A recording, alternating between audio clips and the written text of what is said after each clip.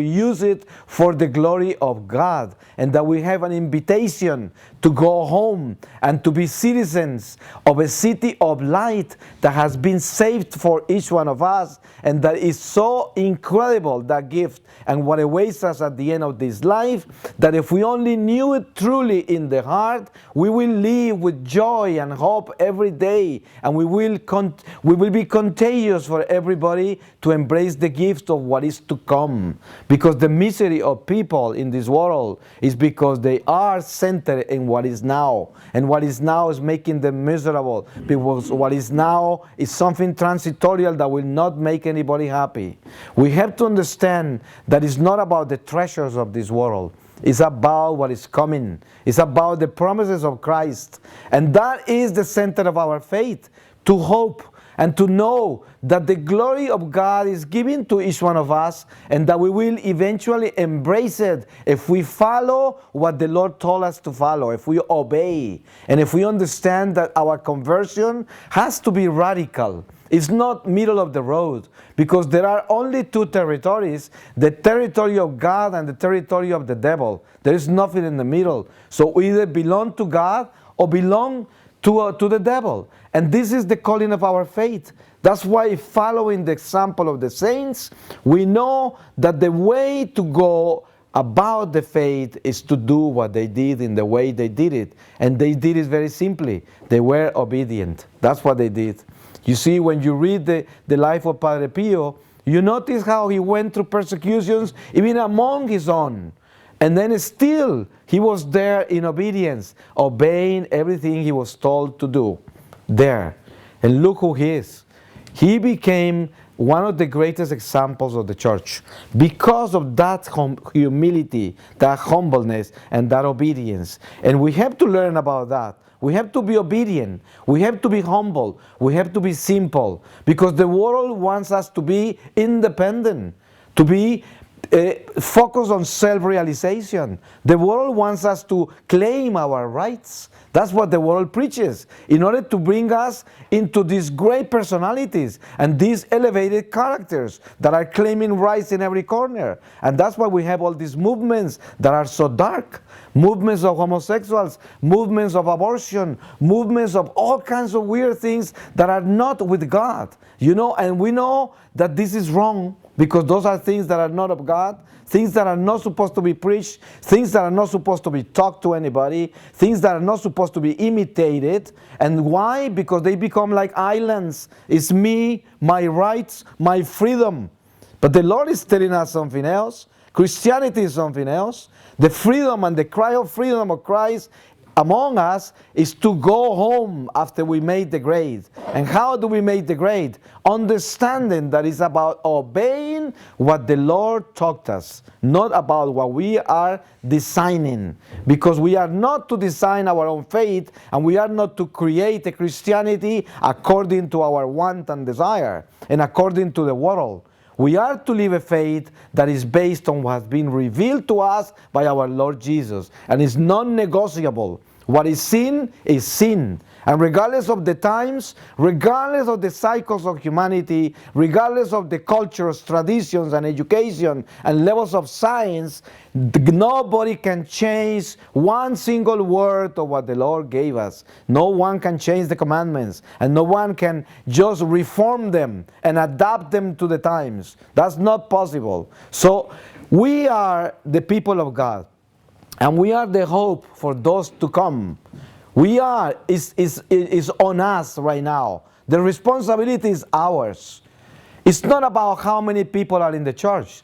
It's about each one of us. It's about what each one of us is doing in relationship with the gifts that were given to us and the responsibilities that were passed along to each one of us. We are responsible, each one of us, for the little territory that has been entrusted to us.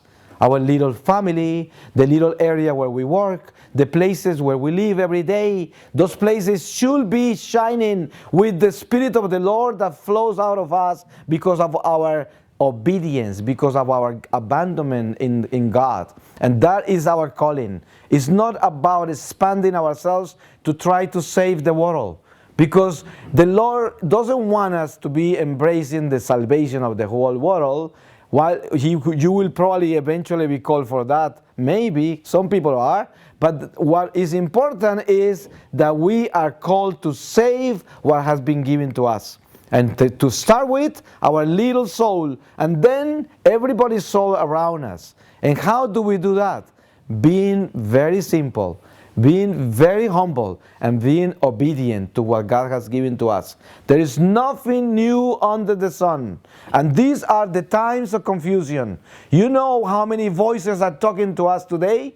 Do you know how many weird messages are out there, and funny fables being talked to people, and all kinds of distractions and all kinds of ideas are coming along, replacing faith with philosophies, replacing faith with magic. And this is a superstitious world that is becoming more and more esoteric and more occultist and more mystical in the wrong direction, you know, in the wrong way. Because all these spiritualities of today that appear to be so appealing and attractive, all they're doing is diverting people away from the truth, taking them away from the light. So today is the times when we are challenged more than ever to be faithful Catholics, very simple, elemental, basic on our traditions, our sacred traditions. We have to understand that we have been given an amazing gift, which is our divine liturgy. Our divine liturgy is literally heaven on earth. If we are to follow the liturgy as it is, if we are to live a liturgical life, we will be living in heaven already. If we die within that realm of the liturgy, we'll be standing in heaven.